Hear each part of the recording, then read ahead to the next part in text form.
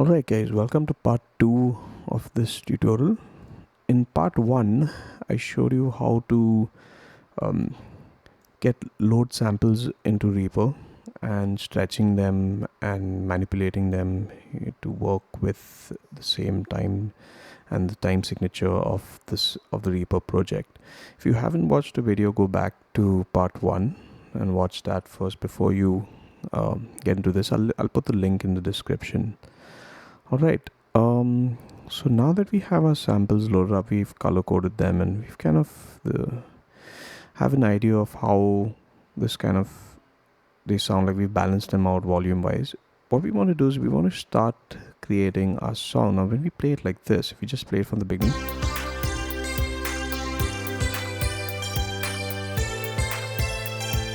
it sounds good, but it doesn't sound like a song. It's just kind of 4-5 tracks just playing together. So what I'm going to do is I'm going to uncheck this toggle repeat, and then I'm going to select all these tracks. Okay, select all of them, press control down on the keyboard and click all of them. I think it's option on the Mac. Then I'm going to press control C to copy them out. Okay, I'm not going to move my cursor to the end, and then I'm going to paste them out 10 times. So it's going to be 1 2 3 4 5 6 7 8 9 10. All right, so it should start at bar 1, and then you should have it end at bar 45. Okay, so you have 44 bars of this. Okay, I'm going to zoom out so you can see it clearly. All right, now here's the thing. It's still the same thing that's kind of playing throughout, right? So we want to now most songs, what makes them interesting is that they kind of go into each song gradually. They go into the whole thing gradually. So let's probably remove the arpeggio for the first 4 bars, the bass and the drum beat and the pad. I'm just going to keep the lead. So I'm going to do that, and then for the second bar I'm going to take off the drum beat, take off the arpeggio, take off the bass. For the second bar, I mean the third cycle, actually not, it's the third cycle actually of 4 bars. Each of these are 4 bars long. So I'm going to take off take off the drum beat and take off the arpeggio, and then on the 4th cycle I'm going to let everything come in there. All right. Okay, so this should sound like this.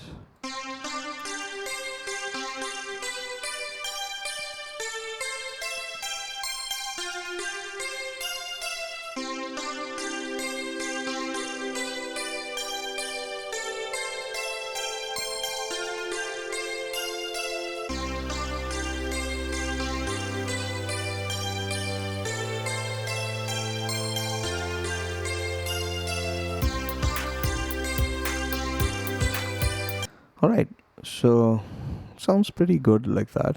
Starting to sound like a song. Now let's make a couple of changes. Okay, so from we're going to keep so it's 1 2 3 4 5 cycles. Okay, at the end of the 5th cycle I'm going to put my cursor there, and you type in Shift M.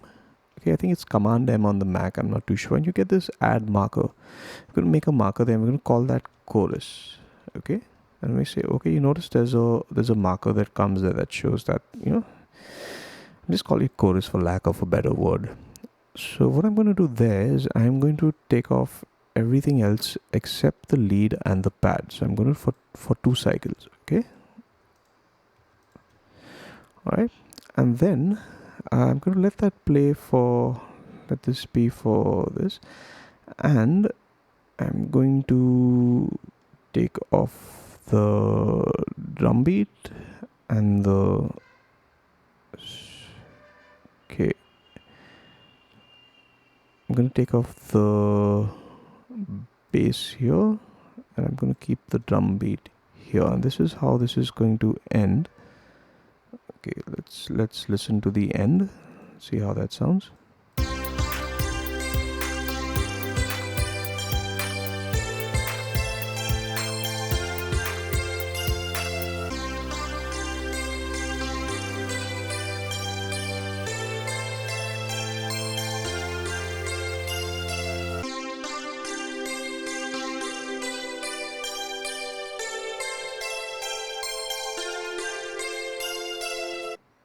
All right, so it's sounding like a song now. Now we got to do a couple of things. We're going to start editing this and see if we can make this sound a little better. All right, the first thing we're going to do, the first thing I notice is that let's solo out the bass. I'm going to press S here. Let's solo out the bass and let's play it.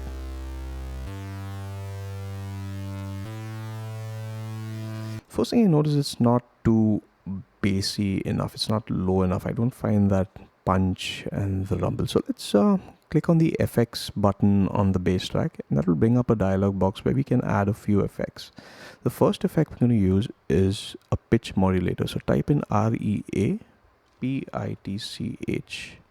Okay, now if you have Reaper and you've downloaded all the Reaper plugins pack with Reaper, you should probably have this. This comes free with Reaper. So just select this, select OK. Now once it opens up, this is going to look like this. What you're going to do is, where it says shift octaves, go here and type -1. All right. Now if I play the bass, this is what it's going to sound like. Okay, if I uncheck this, that means the plugin is not active. With the plugin, without. Okay, you can see how it sounds a little more deeper. All right, so we're going to add one more plugin to this. It's sounding good, but it's still a bit noisy. Let's add another plugin. This is going to be an EQ plugin. Okay, EQ is or equalizer. So add and type in REAEQ. This is another plugin that comes in with Reaper. Select Rear EQ and say OK, and that's it. We've got the plugin in. EQs are kind of a way we can manipulate the sounds that we have to kind of get kind of make them sound better or make them sound different than they are. So here's what we're going to do. We're going to click on the band 4, okay, number 4 there, and then click on low pass. Okay, and then you're going to grab that 4 and then drag it till it's about here, okay, between 1K and 3K, and then you can see the last slider that says bandwidth. You're going to pull that down till that is about there. Then what we're going to do is click on the band 1 and then go down here. Let's make this a band filter. You select band. Okay, then you're going to pull that up and move that to the left till it's on that 50 line right there, and move that up around there. Again, bring the bandwidth up, and yeah, just about there should be good. All right, let's play this, and this is what it's going to sound like. Okay, now without the EQ, you see what that's doing there? It's cleaning up the bass track a little bit.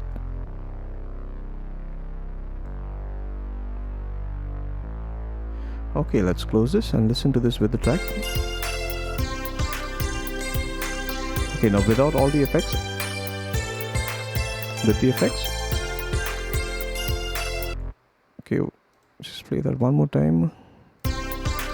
This is with the effects, without, and with again.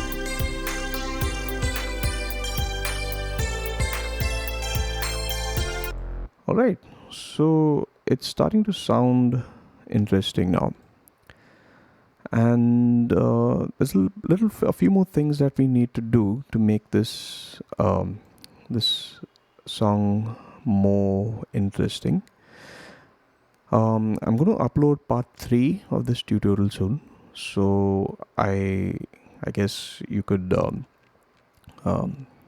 keep an eye on the channel and find out when that is. I'm probably going to make a playlist of all these videos, and if you do that, which will kind of be in succession, right? So if you do this one and then the next tutorial that I do, and then the next and the next, it'll kind of help you out if you go in all of these in succession. So the next I plan to do is after I finish this series is like creating a lo-fi song and kind of a hip-hop beat and stuff like that. I'll be obviously using just free softwares and stuff. So yeah, just keep an eye on the channel, and see you later.